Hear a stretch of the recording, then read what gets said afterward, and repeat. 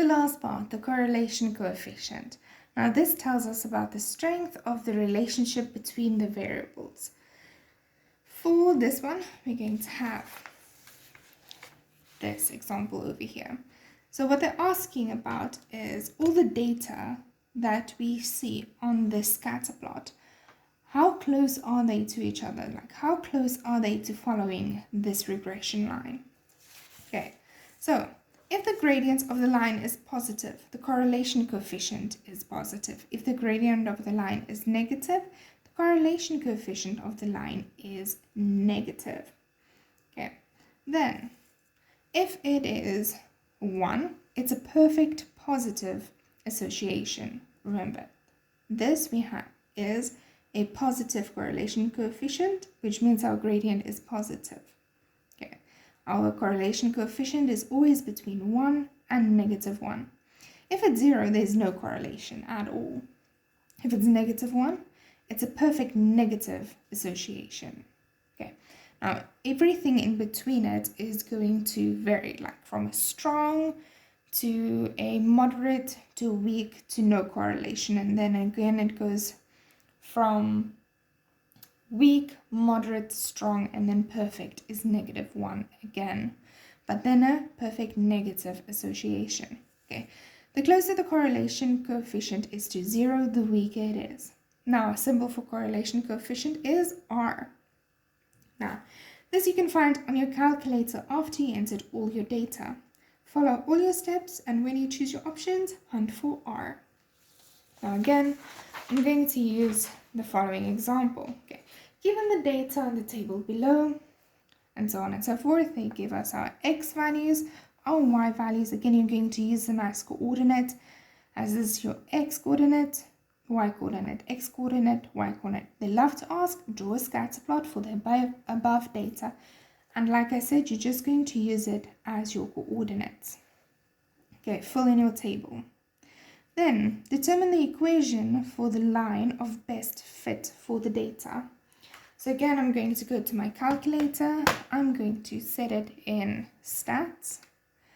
Then now I know I'm busy with regression lines, so I'm going to go a plus bx and fill in all my data. Again, I'm going to have 10 equal 20 equal 30 equal 40 equal 50, 60, 70, 80, 90, 100. But now I want my y values as well, saying 2 equal 4, 3, 5, 5, 6, 8, 7, 9, 10. After that, I don't press on, I press AC. Now I have all my data stored and I can go ask them what I want. So I want my equation of my line. Just get a little paper here. Okay. Again, following y equals mx plus c. I know my c is going to be my a and my m is going to be my b. Just shift stat. I'm going to look at my regression. Firstly I want my b. So I can say y equals 0,08 x plus, now I want my a, shift stat 5, I want a, plus 1,33. Okay, and that will be my equation for my line of best fit for the data or my regression line. Now determine the mean point of the data. Now as soon as they ask for my mean point, I know instantly I want my mean of my x and I want my mean of my y. Now this I can find on my calculator. Shift that. I'm going to find it here at 4, saying 2. So this one's going to be 55. And my mean y. Get over here, 5. This would be 5,9. Okay, I have my mean point of the data. Now they say D, plot the line of best fit for your scatter plot. Again, I know I'm going to have my y-intercept, and this is a point on my line. So I'm going to connect my y-intercept and this point. So if I do that, my line is going to follow from here. I'll connect there with my mean point and go straight through. Now they say, determine the correlation coefficient of the data.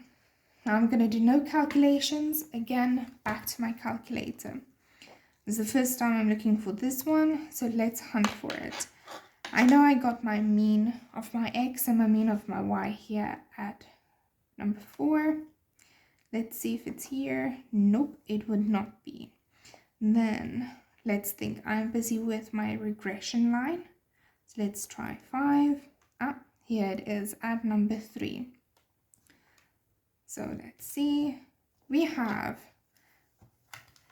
r equals to 0.97.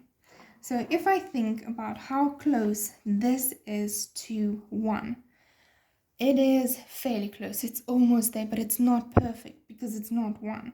So now I can say, therefore, the correlation coefficient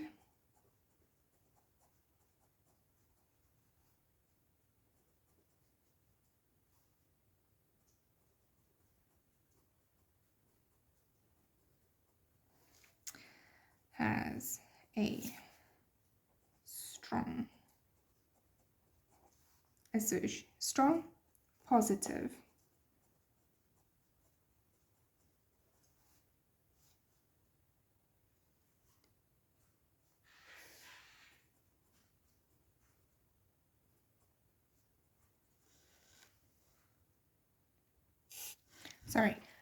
has a strong positive association.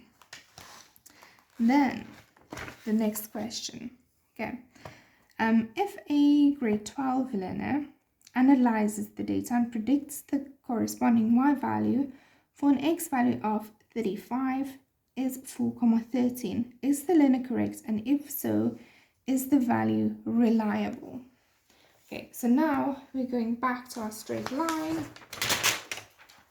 saying, well, our previous one, is y equals 0,08 x plus 1,33. So now they say an x value of 35. So I'm going to change that in 0,08 35 plus 1,33. Type it into the calculators. Again, I don't want to be on stats, so mode compatible. Now I say 0,08 times 35 plus 1,33. It is y equals 4,13. So now we say, well, is this, the question asking, is it reliable? Saying, well, firstly, they were correct. Okay, they were correct. Now the question comes, is this number reliable or not? And for that, we're going to check our correlation coefficient.